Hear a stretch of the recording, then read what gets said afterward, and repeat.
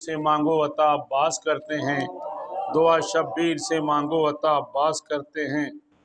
जो किया करते हैं शब्बीर के गम में मातम, जो किया करते हैं शब्बीर के गम में मातम, ऐसे लोगों से कभी दूर नहीं है अब्बास। जो किया करते हैं शब्बीर के गम में मातम, ऐसे लोगों से कभी दूर नहीं है अब्बास। अभी भी जारी है सफ़र उसकी मसीहाई का, अभी भी जारी है सफ़र उसकी मसीहाई का। हाथ कटवा के भी मजबूर नहीं है अब्बास, हाथ कटवा के भी मजबूर नहीं है अब्बास। ज़माने भर के अंधेरे मिटा रहे हैं हुसैन, चिराग जुल्म यजीदी मिटा रहे हैं हुसैन। बता रही है ज़माने को उनकी बेदारी, वो कैसे सोए जिनको जगा रहे हैं हुसैन, वो कैसे सोए जिनको जगा रहे हैं हुसैन। खुदा के दी से कहा करबला ने मत घबरा, तेरी मदद को मदीने से आ रहे हैं हुसैन। रिफाकतों से निभानी है दोस्ती की कसम, चलो हबीब की तुमको बुला रहे हैं हुसैन, चलो हबीब की तुमको बुला रहे हैं हुसैन। बगैर तेग के गाजी को भेज कर रन में, बगैर तेग के गाजी को भेज के रन में, अली के सब्र की सूरत दिखा रहे हैं हुसैन, अली के सब्र की सूरत दिखा रहे हैं हुसैन। सितम के साथ गुजरे सितम बिटाला है, सितम के साथ गुजारे सितम बिटाला है, इसीलिए अली असगर को ला रहे हैं हुसैन, इसीलिए अली असगर को ला रहे हैं हुसैन। मिटा के कर्ब व बला से यजीदियत का निशान, मिटा के कर्ब व बला से यजीदियत का निशान, यहाँ पे सब्र की दुनिया बसा रहे हैं हुसैन, यहाँ पे सब्र की दुनिया बसा रहे हैं हुसैन। लिखा है परचम अब्बास की बुलंदी पर, लिखा है परचम अब्बास की बुलंदी पर, सितम को आज भी नीचा दिखा रहे हैं हुसैन, सितम को आज भी नीचा दिखा रहे हैं हुसैन। ज़माना काश बुराई से दूर हो जाए, ज़माना काश बुराई से दूर हो जाए, कभी तो ऐसा लगे मुस्कुरा रहे हैं हुसैन। देखेंगे कि इस माह की फजीलत क्या करे कोई बयां, इस माह की फजीलत क्या करे कोई बयां। नूर नूर ही नूर का एक सिलसिला है खाना-ए इमरा में, और आ गए अब्बास व कासिम ज़ैनब व अकबर हुसैन, आ गए अब्बास व कासिम ज़ैनब व अकबर हुसैन। हो गई तैयार पूरी करबला शाबान में, हो गई तैयार पूरी करबला शाबान में। और मौला अब्बास के हवाले से है, समात फरमाएं कि रोब अब्बास की आंखों में है हैदर जैसा, रोब अब्बास की आंखों में है हैदर जैसा, आंख भरकर जिसे देखा हुआ पत्थर जैसा, आंख भरकर जिसे देखा हुआ पत्थर जैसा। और कह के ये हाथ अलमदार ने खुद रोक लिए, कह के ये हाथ अलमदार ने खुद रोक लिए। हुरमुला तेरे लिए काफिर है असगर जैसा, हुरमुला तेरे लिए काफ़ी है असगर जैसा। और तेरी सक्काई का एजाज़ है अब्बास अली, तेरी सक्काई का एजाज़ है अब्बास अली। पानी मिलता है सभी लो पे भी कौसर जैसा, पानी मिलता है सभी लो पे भी कौसर जैसा। और कोई मैदान में है सिफ़ीन के, कोई कौन मैदान में है सिफ़ीन के गाजी या अली, कौन मैदान में है सिफ़ीन के गाजी या अली। कश्मकश में है खड़ा मालिक अश्तर जैसा, कौन मैदान में है सिफ़ीन के गाजी या अली। कश्मकश में है खड़ा मालिक अश्तर जैसा। और कोई कम ज़र्फ़ उसे भी ना खुदा कह दे कहीं, कोई कम ज़र्फ़ उसे भी ना खुदा कह दे कहीं। हू बहू चेहरे अब्बास है हैदर जैसा, हू बहू चेहरे अब्बास है हैदर जैसा। और उंगलियों पे ही उठा लेता वो कांधे की जगह। ये एक मंजर कशी की है खैबर, दर खैबर, और जब मौला अब्बास जो नहर पे गए थे कि उंगलियों पे ही उठा लेता वो कांधे की जगह। मश्क का वज़न जो होता दर खैबर की तरह, उंगलियों पर ही उठा लेता जो कांधे की जगह। मश्क का वज़न जो होता दर खैबर जैसा। और अंबिया बोल उठे देख कर अब्बास का नूर, सिर्फ हैदर ही बना सकता है हैदर जैसा, सिर्फ हैदर ही صرف حیدر ہی بنا سکتا ہے حیدر جیسا۔ اور لشکر شر پہ نظر ڈال کے غازی نے کہا، لشکر شر پہ نظر ڈال کے غازی نے کہا، حال ہوگا تیرا فرعون کے لشکر کی طرح، حال ہوگا تیرا فرعون کے لشکر کی طرح۔ اور لوح محفوظ پہ بھی، لوح محفوظ کے بھی بس میں نہیں حر کی قسم، لوح محفوظ پہ بس میں نہیں حر کی قسم، لکھتے ہیں حضرت عباس مقدر جیسا، لکھتے ہیں حضرت عباس مقدر جیسا۔ ایک نعرہ صلوات کا سہارا دیا حضرات۔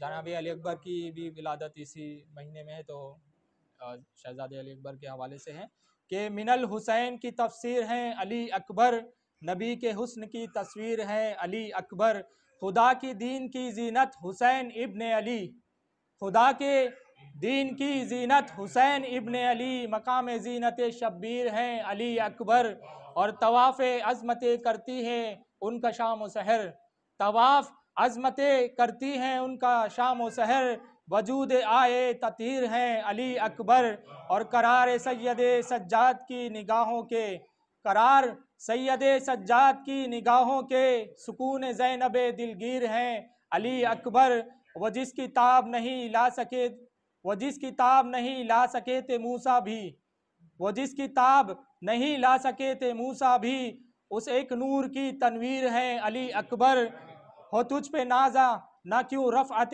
زمانے کی، اے کربلا تیری تقدیر ہے علی اکبر۔ مولا عباس کی والدہ شہزادی ملک بنین کے حوالے سے مولا دیکھیں، کیوں نہ ہم تجھ کو کہیں ام الوفا ام البنین،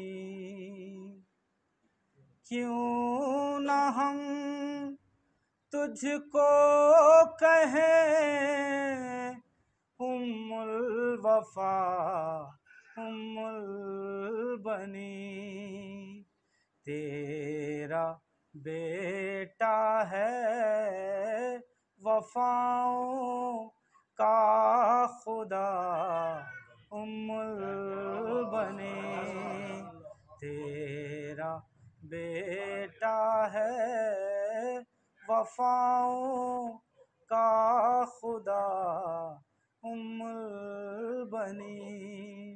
اور شعر دیکھیے گا، صرف حیدر کی دعا کو پالنا تھا اس لیے، صرف حیدر کی دعا کو پالنا تھا اس لیے، تو نے مانگی ہی نہیں کوئی دعا ام البنین، تو نے مانگی ہی نہیں کوئی دعا ام البنین۔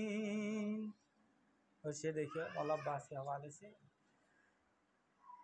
صرف بھائی اور بہن کا قوت بازو نہیں، صرف بھائی اور بہن کا قوت بازو نہیں، تیری گودی میں ہے آدھی کربلا ام البنین، تیری گودی میں ہے آدھی کربلا ام البنین۔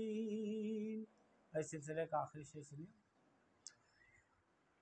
دو لقب اور دونوں اکلوتے علی کے گھر ملے، دو لقب اور دونوں اکلوتے علی کے گھر ملے، ایک لقب ام ابیہا، دوسرا ام البنی، کیوں نہ ہم تجھ کو کہیں ام الوفا ام البنی، تیرا بیٹا ہے وفاؤں کا خدا ام البنی۔ ایک درود کا سہارا دیتے ہیں۔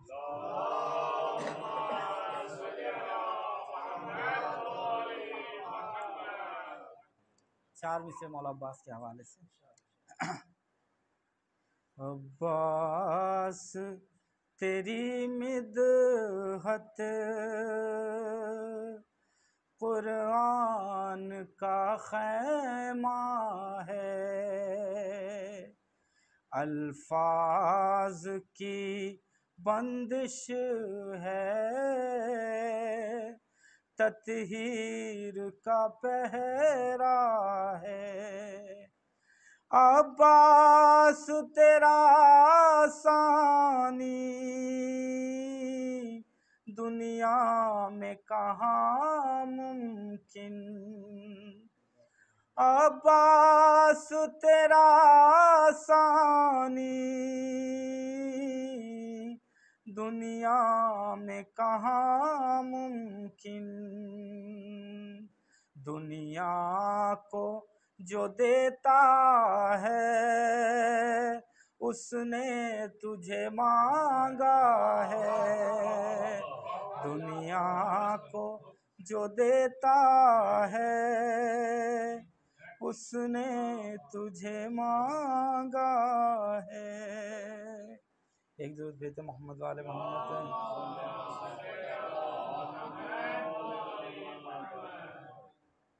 ایک مطلع اور 2-3 شعر۔ جعفر کی طرح، ایک درود بھیجتے محمد والے محمد۔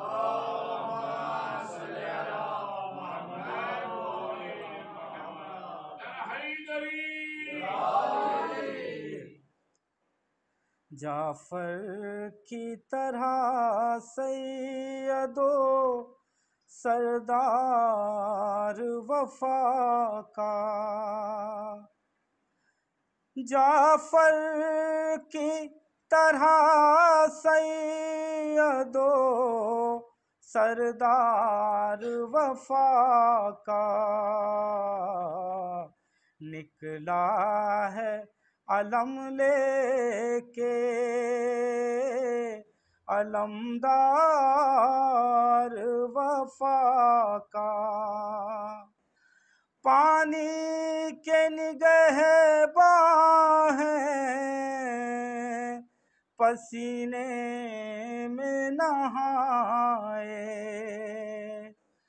پانی کے نگہباں ہیں پسینے میں نہائے، ہے روب نظر اتنا اثردار وفا کا، نصرت کی زرہ پہنے ہوئے شیر کھڑا ہے، نصرت کی زرہ پہنے ہوئے شیر کھڑا ہے، منہ تکتی ہے لیکن ابھی تلوار وفا کا، مغرور جفاؤں کے کھنڈر بھی نہیں ملتے، مغرور جفاؤں کے کھنڈر بھی نہیں ملتے، ہے آج بھی آرستہ دربار وفا کا۔ اور یہ آخری شعر دیکھیے گا، غازی نے جو خط کھینچا فقط خط ہی نہیں تھا، فوجوں کی رعونت پہ تھا ایک وار وفا کا۔ جعفر کی طرح سید و سردار وفا کا۔ اعوذ باللہ من الشیطان اللعین الرجیم، بسم اللہ الرحمن الرحیم۔ الحمدللہ الذی نور قلوبنا بمحبت الحسین وجدہ وابیہ وامہ واخی وبنیہ وشیعۃ آل محمد، والصلاة والسلام علی اشرف الانبیاء والمرسلین، حبیب الہ العالمین بالقاسم محمد،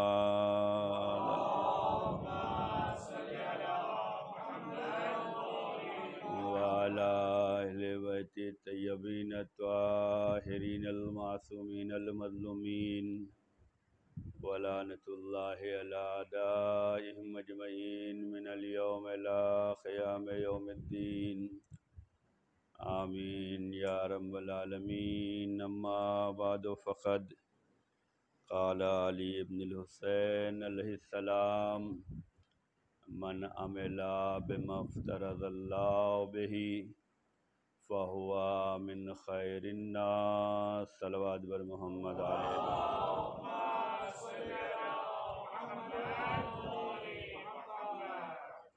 عزیزان گرامی، یہ جشن کئی مناسبتوں سے ہے، اور جو سب سے پہلی مناسبت ہے وہ ولادت حضرت امام سجاد علیہ السلام ہے۔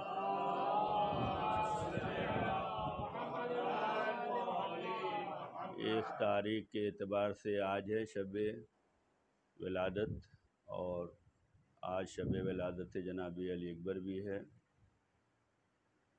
اور مولا عباس کی ولادت کا دن گزرا ہے، اور آنے والی 7 تاریخ جو ہے ولادت جناب قاسم علیہ السلام بھی ہے۔ ان تمام مناسبتوں کے لحاظ سے یہ جشن ہو رہا ہے، لہذا ہم نے مولا سجاد کی حدیث آپ کی خدمت میں پیش کی کہ امام فرماتے ہیں کہ جو کوئی بھی من عمل بما افترض اللہ علیہ فہو من خیر الناس، لوگوں میں سے وہ لوگ خیر ہیں، اچھے ہیں جو وہ کام کرتے ہیں جو اللہ تعالیٰ نے ان پر فرض کیا ہے۔ لوگوں میں سب سے بہتر وہ لوگ ہیں جو وہ کام کرتے ہیں جو اللہ تعالیٰ نے ان پر فرض کیا ہے۔ ہر انسان یہ جانتا ہے، ہر محب اہل بیت یہ جانتا ہے، ہر اللہ رسول والا یہ جانتا ہے کہ محبت اہل بیت جو ہے فرض ہے،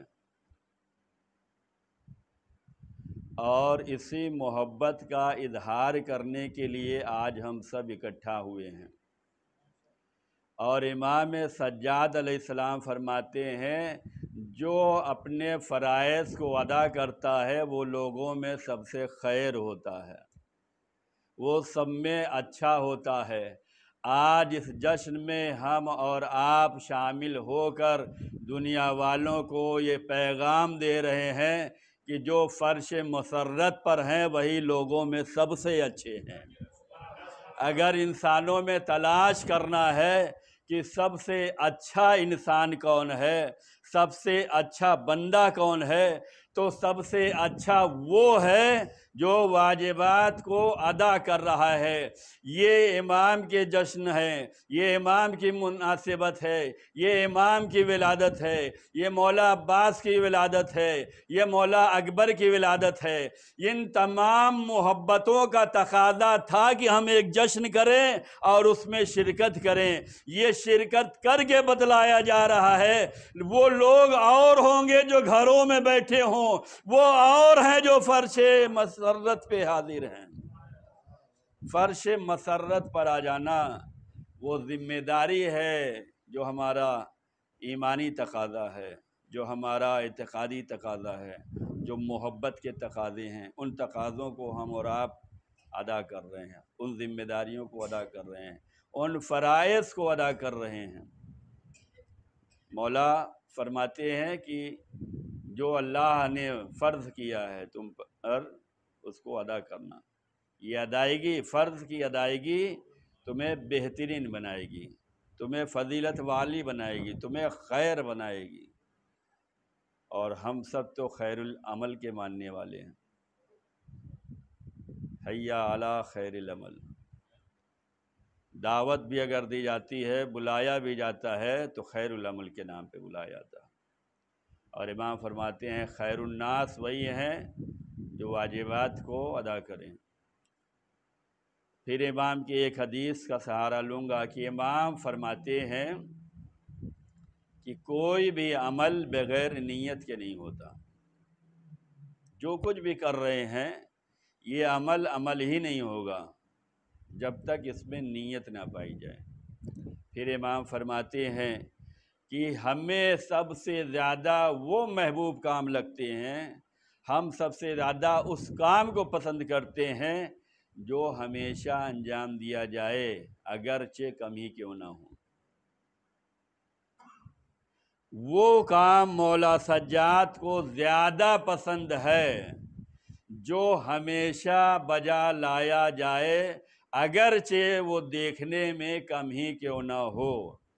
وہ محافل، وہ جشن جو ہمیشہ نہیں ہوتے، فقط سالوں میں ایک مرتبہ، سالوں میں 2 مرتبہ، امام فرماتے ہیں اس سے بہتر وہ جشن ہے جو ہمیشہ انجام دیا جائے، ہمیشہ برپا کیا جائے، اگرچہ وہ تعداد کے لحاظ سے، عمل کے لحاظ سے، مجمع کے لحاظ سے، ضروریات کے اعتبار سے کم ہی کیوں نہ ہو، لیکن امام کی نگاہ میں وہ عمل سب سے زیادہ محبوب ہے۔ اور اس کی بہترین مثال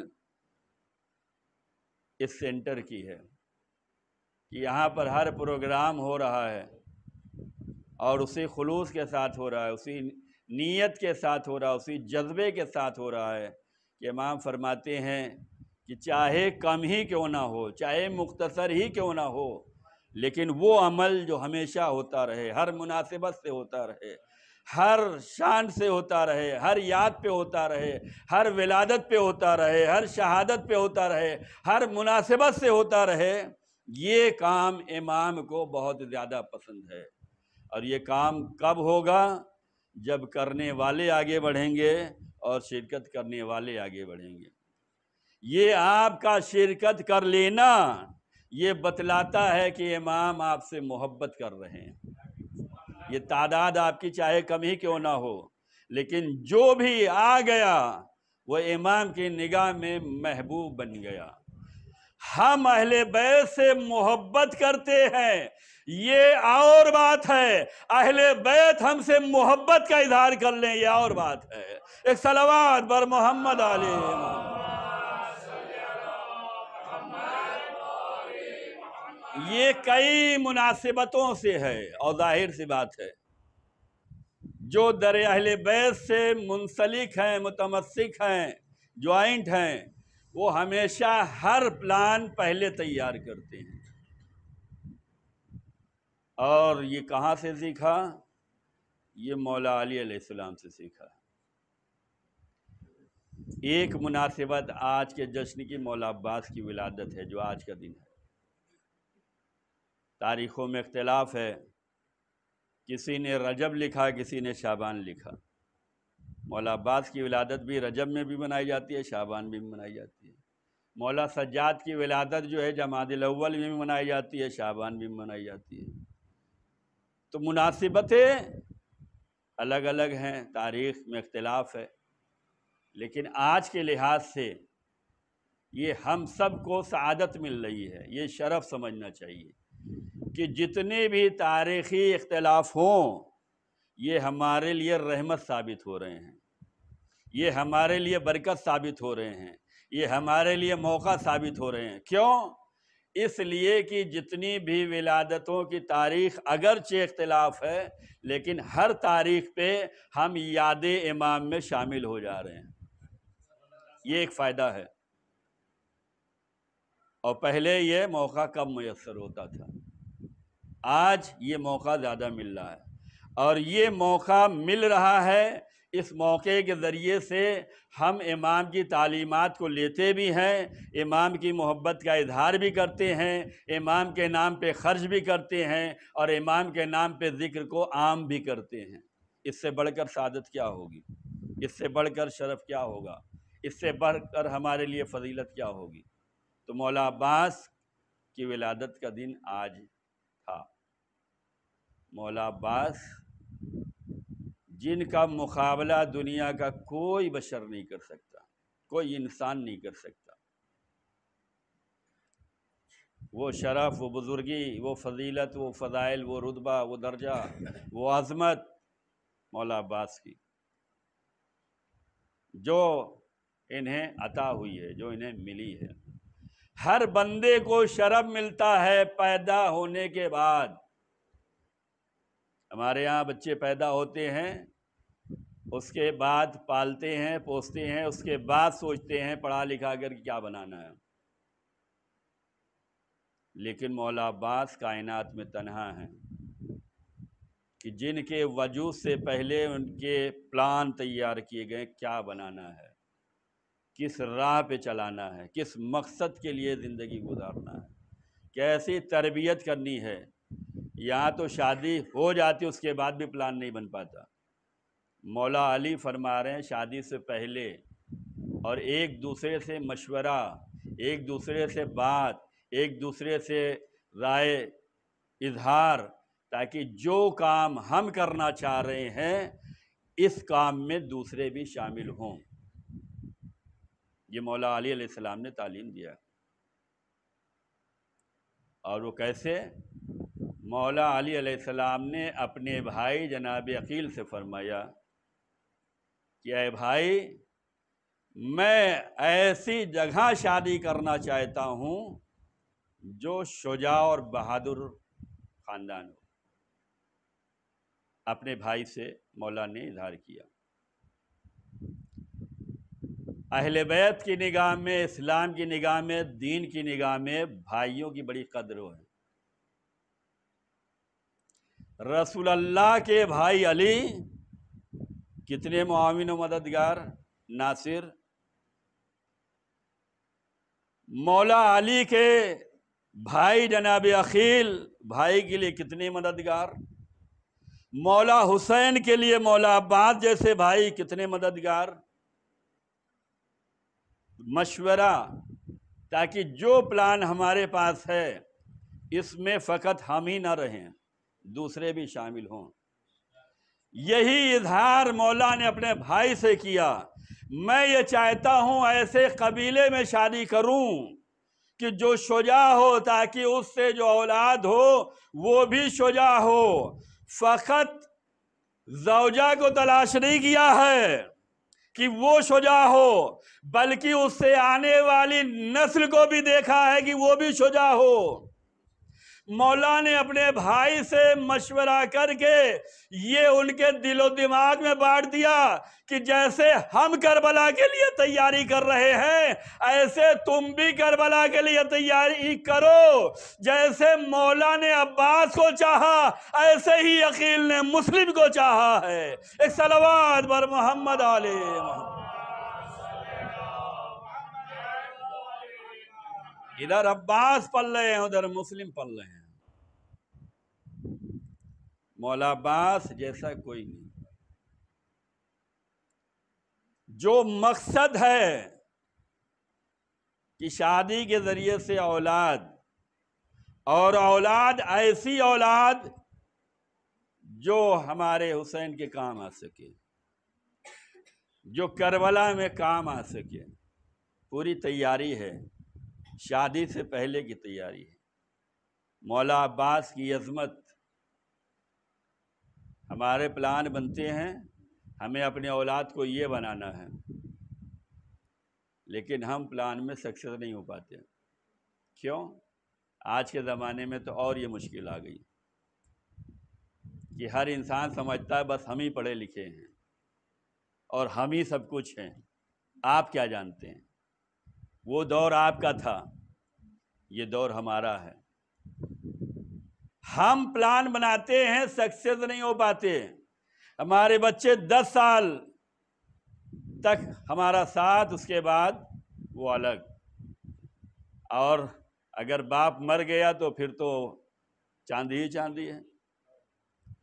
لیکن جناب عباس تنہا کائنات میں ہے کہ جو خواہش مولا علی کے دل میں تھی کہ ایسا خاندان ہو جس سے میری اولاد ایسی پیدا ہو جو کربلا میں کام آئے، شریک حیات نے پوری زندگی ساتھ دیا ہے۔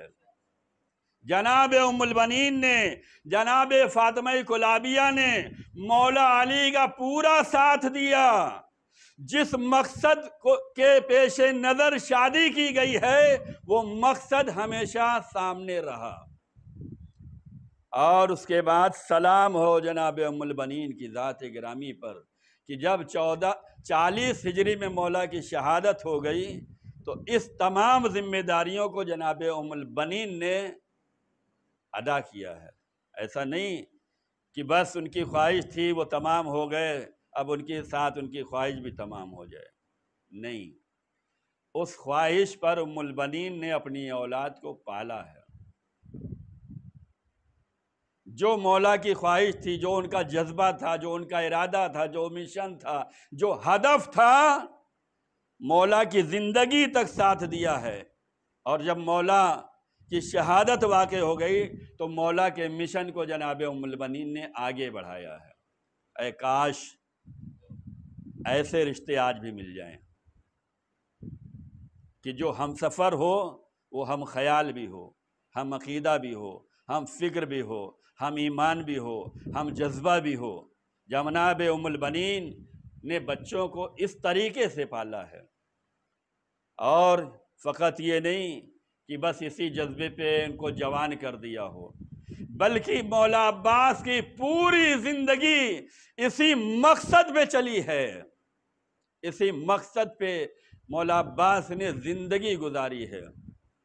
اور وہ موقع بھی آپ کے ذہنوں میں ہوگا کہ جب روانگی ہوئی ہے، جب مدینے سے سفر کا آغاز ہوا ہے تو ماں نے اپنے لال کو سمجھایا ہے، یاد دلایا، عباس تمہیں معلوم ہے۔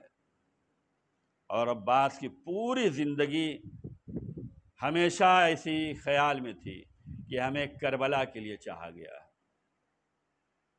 زندگی کے کسی بھی مرحلے میں عباس اپنے مقصد سے الگ نہیں ہوئے، اور یہی وجہ ہے کہ جو اپنے مقصد پر برقرار رہتا ہے، معرفت عباس بہت ضروری ہے۔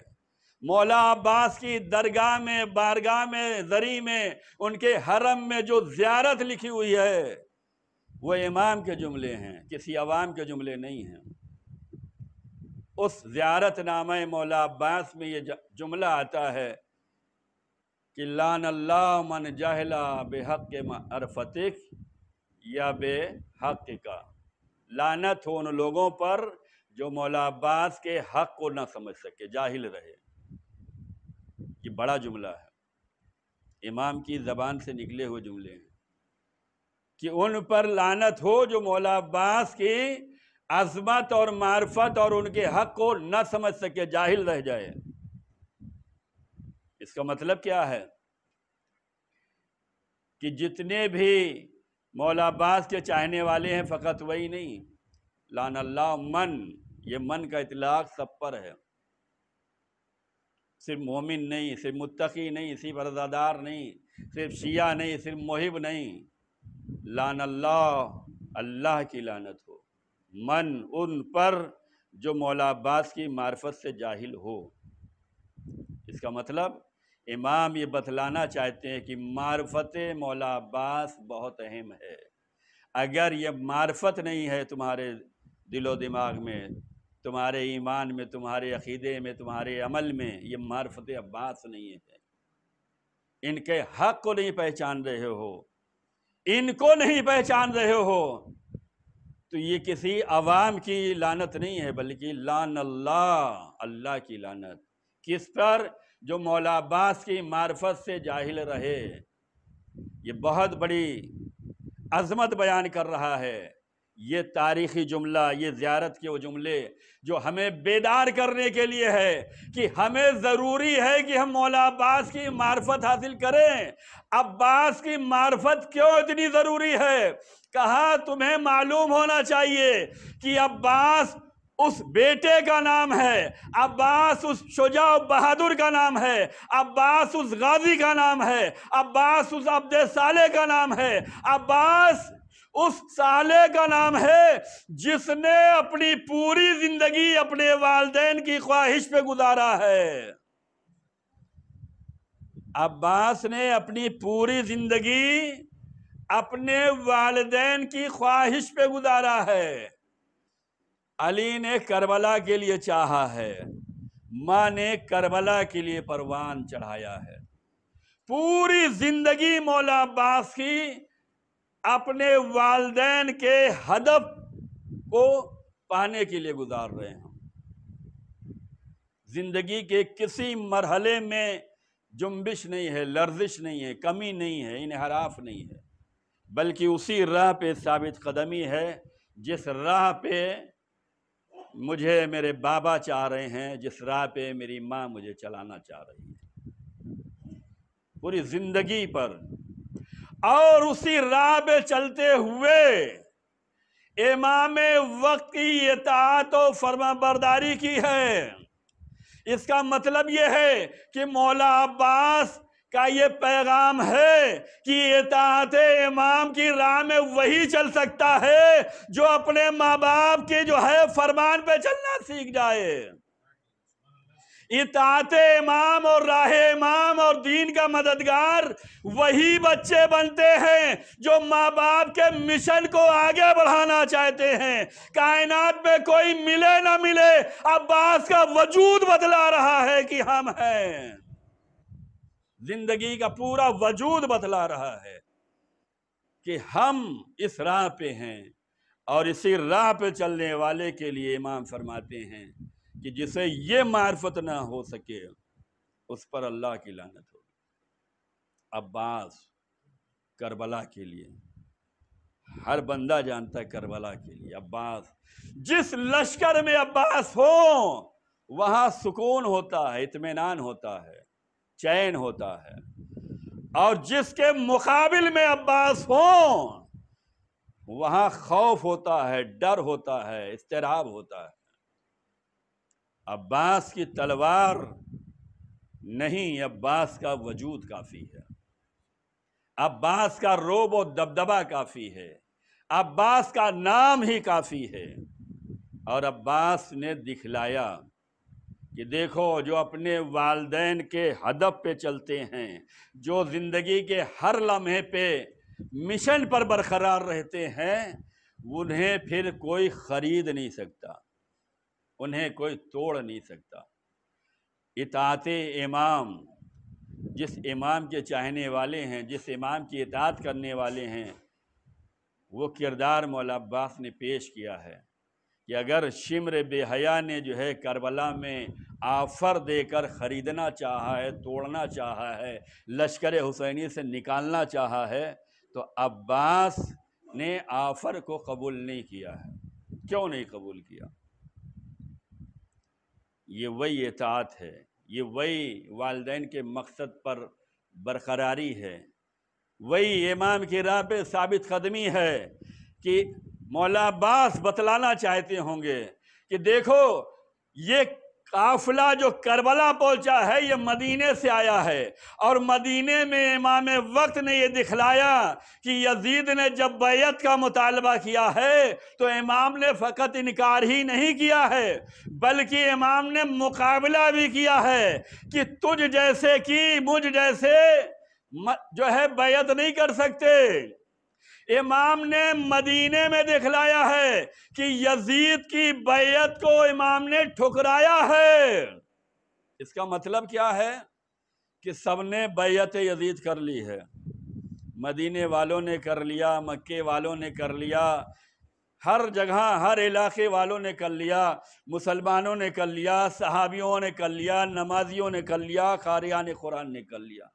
بیعت کا مطلب یہ ہے بیچ دینا۔ سب بک گئے، نبی کے ساتھ رہنے والے بھی بک گئے، نبی کا کلمہ پڑھنے والے بھی بک گئے، نبی کے دیار میں رہنے والے بھی بک گئے، ہر ایک بک گیا، اچھے اچھے بکے، صحابی بکے، نمازی بکے، قاری بکے، مدینے والے بکے، سب بک گئے، لیکن امام نہ بکے۔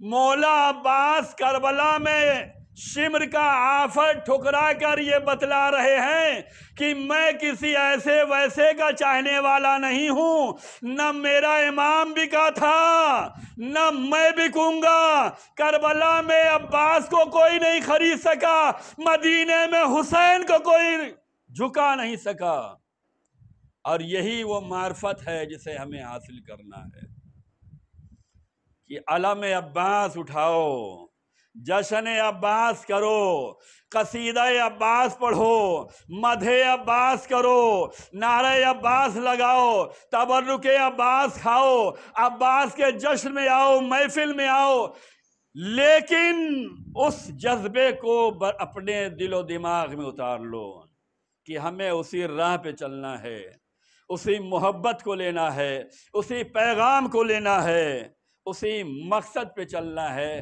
جس مقصد پر مولا عباس تھے۔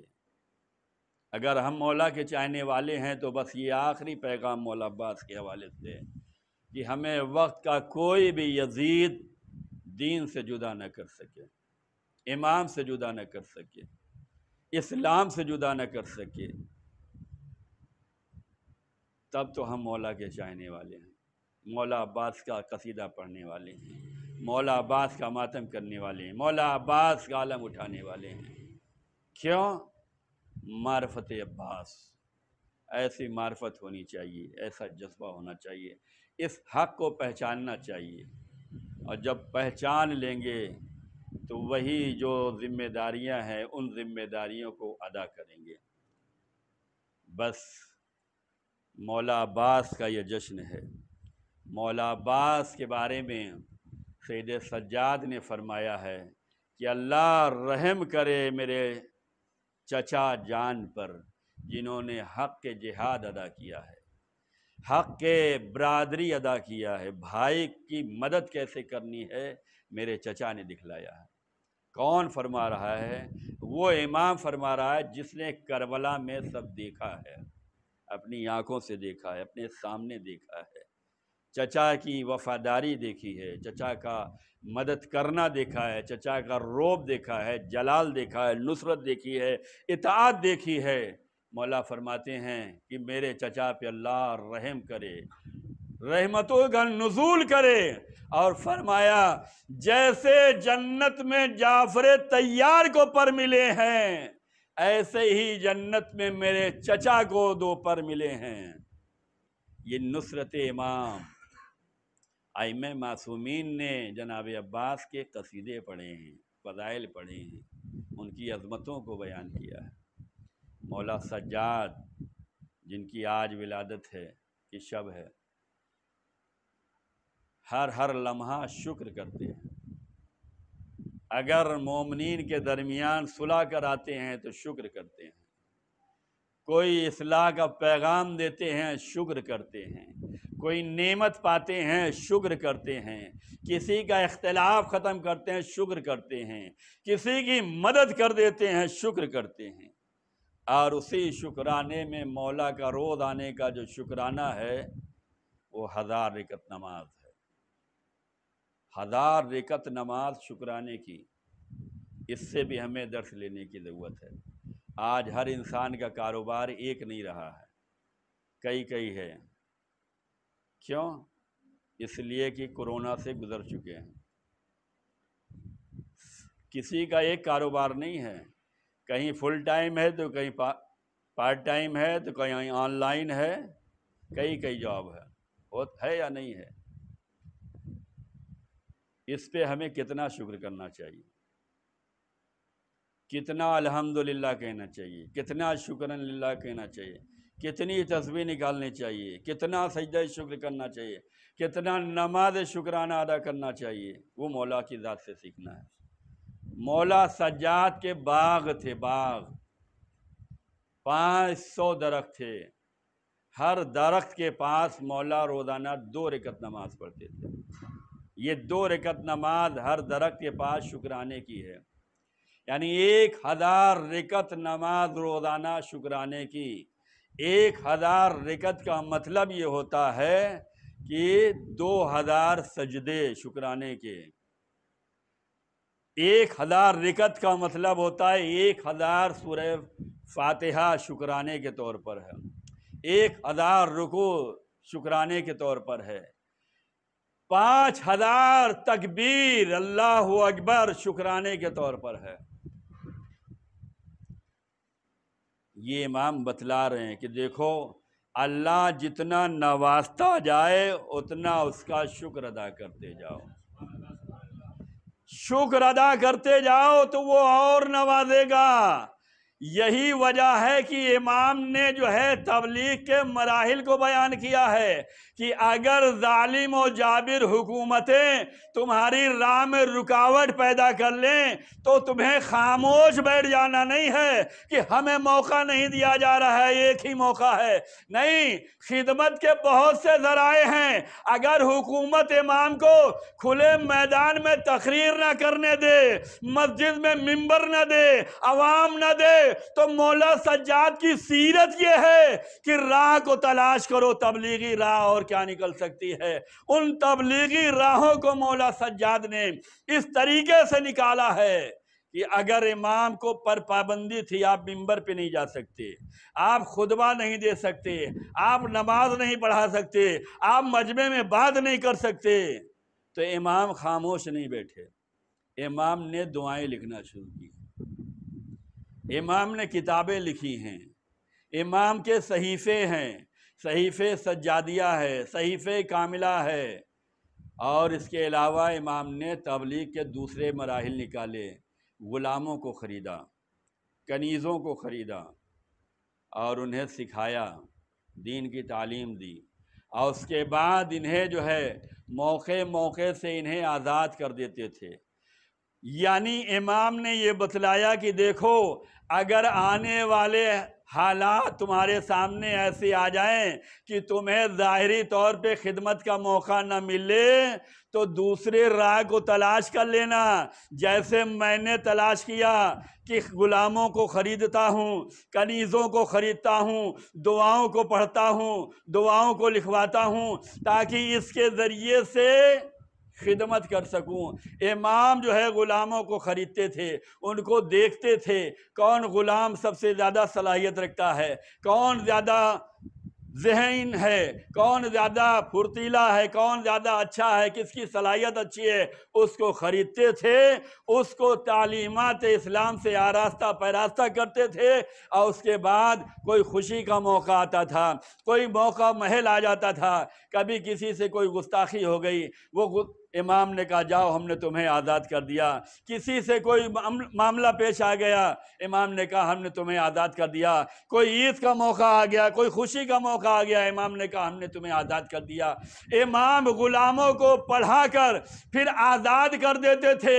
गोया इमाम ये बतलाते थे अगर हमें आवाम के सामने आने का मौका नहीं मिलेगा तो हम लोगों को इतना पढ़ा देंगे कि हमें आने की ज़रूरत नहीं होगी, हमारे जो पढ़ाए हुए हैं वही काफ़ी हो जाएंगे। और इस तरीके से खिदमत दीन इमाम ने अंजाम दी है। आज वही है कि हमारा इमाम पर्दे गैब में है। इमाम के चाहने वाले, इमाम के गुलाम, इमाम के मुहिब्बीन, इमाम की राह पे चलने वाले जगह जगह खिताब फरमा रहे हैं, जगह जगह दर्स दे रहे हैं, जगह जगह तालीम दे रहे हैं। गोया इमाम बतलाना चाहते हैं पर्दे गैब में अगर मैं हूँ और कोई मुझ तक नहीं पहुँच सकता तो मेरे चाहने वाले हैं, मेरे मानने वाले हैं, मेरा इल्म हासिल करने वाले हैं, वो तुम्हें फैज़याब कर सकेंगे। बस अज़ीज़ान गिरामी, वक्त ज़्यादा हो चुका है। ज़रूरत है कि हम इमाम की तालीमात पे चलें और इमाम की तालीमात से कुछ हासिल कर सकें। जब तक कुछ हासिल न किया जाएगा तब तक कोई फ़ायदा नहीं होगा। अहले बैत के घराने ने यही बतलाया है।